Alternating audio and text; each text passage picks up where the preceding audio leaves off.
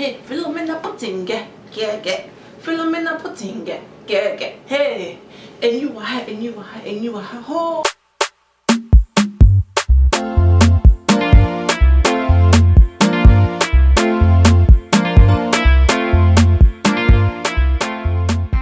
Hi guys!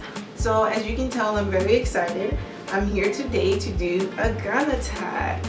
GH, stand up! And I feel like this video is like super long, but I get so happy about my culture that I don't really care. I don't care, I'm in Fahu. If you want to sit and watch through this whole thing, you can, but if not, then I don't know what to tell you.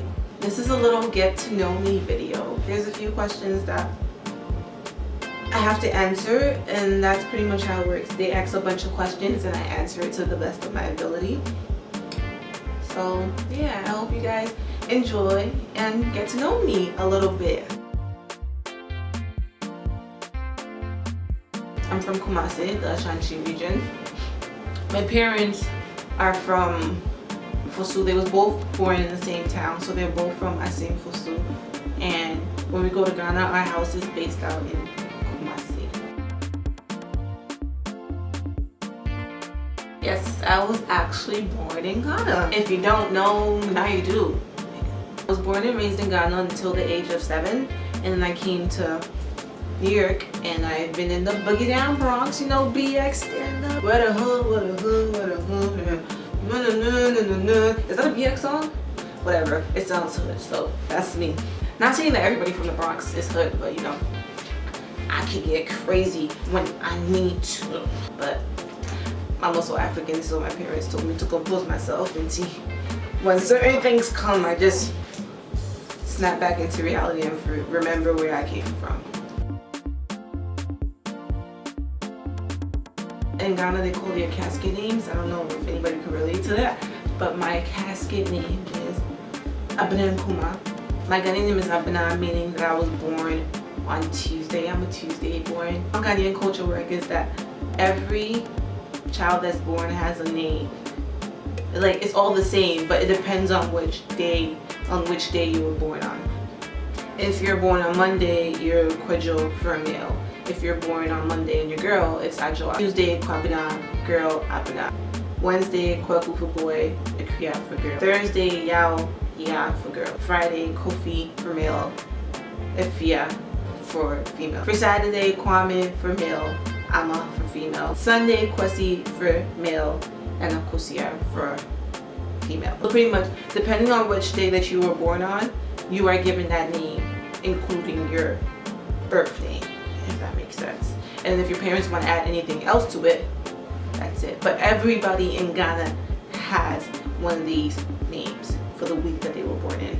I'm Abena Nkuma. Nkuma is my grandma's name, my dad's mother's name. He named me after his mother, so Abena Nkuma. And then my dad's last name is Opon. So like Opon, they usually have like a name attached to it. It's called Chichiku. So my Ghanaian name will be Abena Nkuma Opon Chichiku. I tell my friends, they be like, oh, Abena. Hi, Abena. No. It's not Abena. It's Abena. Abena. Kwabena. Kwaku. This one's a big one. Kwesi. Kwesi, that's how they say Kwesi. Like, I know a few Jamaicans that have that name, Kwesi, but it's not pronounced Kwesi. When you're home, especially this is for like all the guys, like, you know your mom does not call you Kwesi. Kwesi, come here, Kwesi, braha. Your mom does not say that. Your parents most likely say Kwesi, braha. Kwesi, come here. Not Kwesi, so stop it. Cut it! Cut it. Cut it. Cut it. Cut it. Your last name way too long. You need to cut it. That's not how you say your name. You need to cut it. Cut it. Cut it. Okay. So on to the next question. Boy, if you guys don't know me, you would know me now. I'm skinny. Well, most people would say I'm skinny. I'm 5'8". But I weigh roughly around like 150, 160. I don't think I'm skinny because I know people that's my height and taller, and our twigs, they weigh like 100 and something pounds, 110 and stuff like that. So I think I'm a very thick girl, slim thick with your cute ass. If I can move this camera so you can see my head. You guys are not ready. So if you know me, I might be slim, but I love me some food. Food is, I get so emotional every time I talk about food. Food is the key to my heart. Food is the key to my kuma. Oh my goodness, Adrienne, I love food so much. Red, which is pretty much plantains, fried plantains, sweet plantains with beans. The stew, the bean stew. Kelewele is also a form of fried plantains, the sweet ones. But the thing with that, kelewele, you basically take the plantains, the sweet plantains, when it's about to spoil. Like you have to get it when it's like on the verge of spoiling, when it's all like squishy and mushy and stuff. That's the perfect time to. That's when you can make kelewele. So you take it at that point and you basically take ginger and I forgot what else you add to it. And like you mix it together and the thing, and then you fry it. And cool with okra stew. Oh my goodness, kebab. Ooh. Atol. Oh my god, I can keep going forever. Yams, fried yams. Benku. Did I say benku already? Look at my fat ass. Emutuo. Oh my gosh. Chicken soup. Aquating. Oh my gosh. Oh my god. I'm missing Ghana just making this video. Anwamo. Oh, yo, anwamo is basically oil rice, and as nasty as that sounds, it's basically rice saturated in oil, legit. Plain white rice saturated in oil, but then you put like beef in there to give it like the flavor and stuff, and then when you're done, you top it off with like meko, which is pretty much tomatoes, grounded up tomatoes with like peppers and stuff in it. Put it on top of that. It's like your little stew or whatever. It's a stew that goes on top of it. Just regular tomatoes, grounded up with pepper and onions and stuff like that. Put it on top of it, and then fry eggs.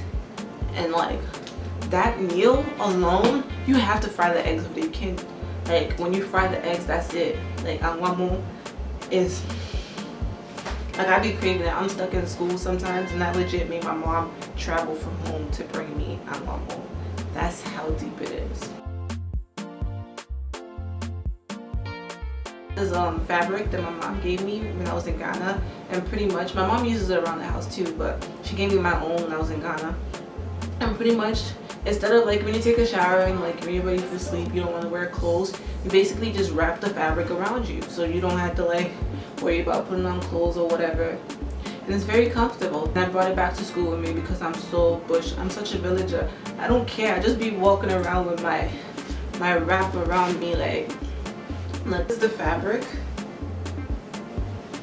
This is just a piece of material. Pretty much all I do is legit, like, just imagine I have no clothes on right now. I legit just wrap the fabric around me like this and just walk around my room. This is my robe, but I keep it on 24/7. Like in Ghana, you will see women walking around with this, like in their proximity. Not outside in the streets and stuff, but like in their compound, in their house and stuff like that. But yeah, this is my fabric. I also got this when I was in Ghana over the summer. It's like a little drum dondo thingy. It's really cute. This little thing cost me like 40 Ghana cedis, which is ridiculous, but it was really cute and I had to get it. My parents are really big on speaking our language at home, even though that's not all we speak at home. Like my parents make sure that everybody in my house knows how to speak that language, even though I was born in Ghana. For example, my little brother, he was born here and he's 12. And when I tell you when he goes to Ghana and he speaks Tree, and everybody's just looking at him like, wow, like he can actually speak Tree. Like people talk about him and be like, oh, meaning Tree, kind of like, I understand what you're saying, and everybody's like, wow, that's amazing. Every person from like an African culture or whatever culture, because the Spanish kids that I grew up with or that I see around me, they start speaking Spanish first before they even learn English. And that's crazy. Like, I don't understand. Like, if they can do it, why can't you? I don't understand why African parents don't instill that into their children at such a young age, you know? And then when they go to Ghana, they're all confused and like they're not close with their culture. But yeah, I speak Twi, my whole family speaks Twi. Sometimes when I go to Ghana, they look at me and think that, oh, since I came here at a young age, I don't understand anything. But like, there's been times when I heard people talking shit about me, and I just like, sometimes I speak on it and sometimes I don't. But like, I understand everything you're saying. If I didn't know, I'll just be sitting there smiling in people's faces looking dumb as hell when they were talking about me the whole time. Since I've been to America, I've only been to Ghana 2 times. And the first time was back in 2009, and the second time was actually this summer, 2015, summer of 2015. And yeah, I plan on going back when I graduate. I want to live there, especially if Donald Trump wins president. Me pack my bags, peace out, because I refuse for that young man to be president. Let me just pack my bags right now, because I can't. You know, I cannot. If he really, I plan on going back to Ghana regardless when I like get my life situated and stuff like that, which is pretty soon. But Ghana is such a beautiful place to be. Like, I don't know, and I feel like everybody should go home. Like, if you stable yourself here and you like you're financially stable and stuff, and you have an education in the background, I feel like everybody should just go back to their country and make a difference and do something, even if it's as simple as bagging up used clothes and shipping it to your hometown. If everybody you know from your country is doing that, that's here, you know how much of a difference that will make? It's crazy. There's so many. Sakwa there, Samini, Shatawale, Reggie Rockstone, Stoneboy, Daddy Lumba, oh my goodness, Castro, Ochiame, Kojo Entry. Like, these are legends in Ghanaian music history. Like D Black, Efia, Becca, I can go on for Rough and Smooth. Oh my goodness, Miss Bell. There was a point in time when I liked her when she came out with that song. I be 16, yes, I go there be like, that song is nonsense. But I love her for that song. She's Kujo, Papi Kujo, oh Papi Kujo, how much I love you. I'm really obsessed with Papi Kujo. He has like dreads and his sides are shaved, and when he talks, when he speaks in Twi, and then he speaks some other language, some other Ghanaian language, just makes me so happy. Papi Kujo, if you're watching this, middle fucking. The most craziest thing that you would ever think I have that represents Ghana is my sponge, what I take a shower with. In Ghana, we don't use these sponges that you Akata people use, or I don't even think you guys use this. I think you guys use washcloths to take showers, which baffles me because I don't know. It doesn't even produce soap when you use the washcloth to take a shower. Maybe it's because I never used one before, so I don't know how it works. But in Ghana, let me show you what we take a shower with. Let me educate you guys for a minute. This right here is called a sapo. And it's basically, it's really long. Like, it's really, really long.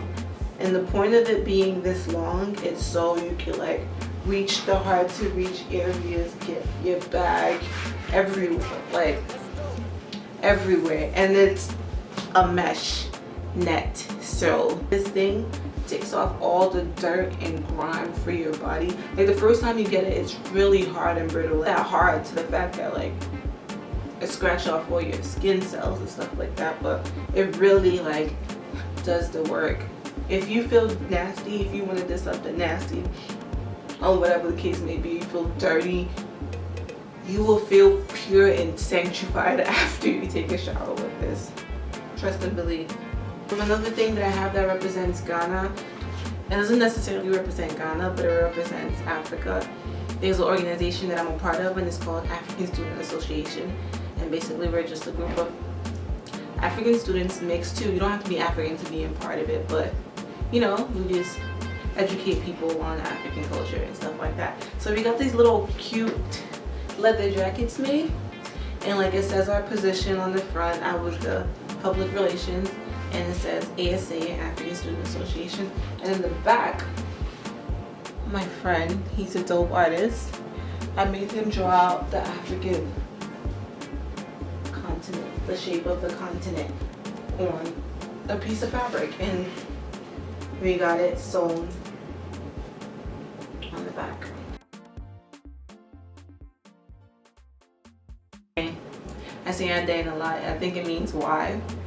So like when somebody be bothering me, I'd be like, "Kdei, like Kdei." My dad said, "Yo." I mean, it sounds like you're saying yo, but like it's yo means like yes. I speak with my friends all the time. They're like, speak English, and I'm like, it's not my fault you don't have a culture. Not really a ridiculous question, but oftentimes people get Ghana and Guyana confused all the time when we're like nowhere near each other. But I guess Ghana and Guyana, that's where the confusion might come in. But I'm not Guyanese. I'm Ghanaian. It's ridiculous because people would really be so confident in it. They'd be like, oh, where are you from? Like, oh, I'm from Ghana. They'd be like, oh, Guyana. Oh, I know so many people from there. No, I said I'm from Ghana, not Guyana. Where is that? It's in West Africa. Oh, okay. But they'd be so confident when you say that I'm from Ghana. Like, oh, Guyana. Oh, I know a lot of people from Guyana. No, you don't. No. Do you guys live in huts? We do not live in huts, first and foremost, even though there are some houses that look like huts, but it's pretty much, I understand why people might think we live in huts, but we all do not live in huts. And it baffles me, like, I don't understand why America, or like society, only shows like the bad part of Africa. They never show the nice houses and stuff like that. If you ever go to Accra, parts of Accra or Kumasi, the houses that people have built down there, you would never imagine. Like, we have houses there that are way nicer than this. Most of the people that I know, like when their parents come here, come to this country, they build houses back home. And the houses back home are ridiculously huge. Like, I'm talking 5-6 bedroom apartments, 3 bathrooms. Like, it's like mansions. I love where I come from. Like, wherever they mention Africa is Africa in the building, I am screaming.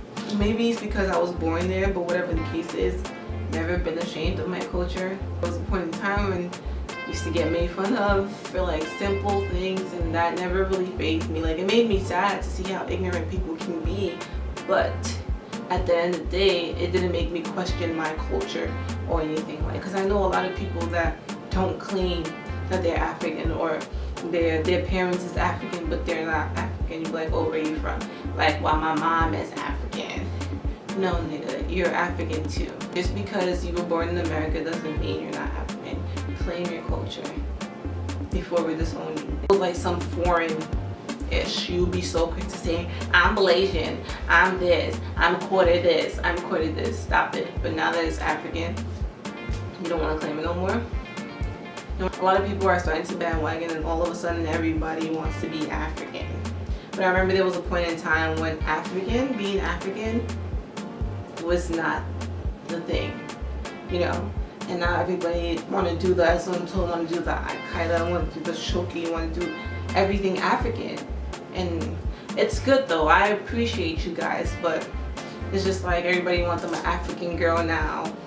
I appreciate that you guys are admiring our culture, your culture, because black people are African too. Know your history, know your culture. Everybody wants to be African but don't want to do their research and know what it's about. They just want to listen to the music and be down once the music comes. Thank you guys for watching. I hope you guys enjoyed my video. As you can see, I am so proud. So proud of my country and where I come from. So this is a different side of me that you guys haven't seen, so I hope you guys enjoy it, because I am crazy. Most of the time you guys see me, I'm behind on camera adjusting my wig, doing something, so this is different.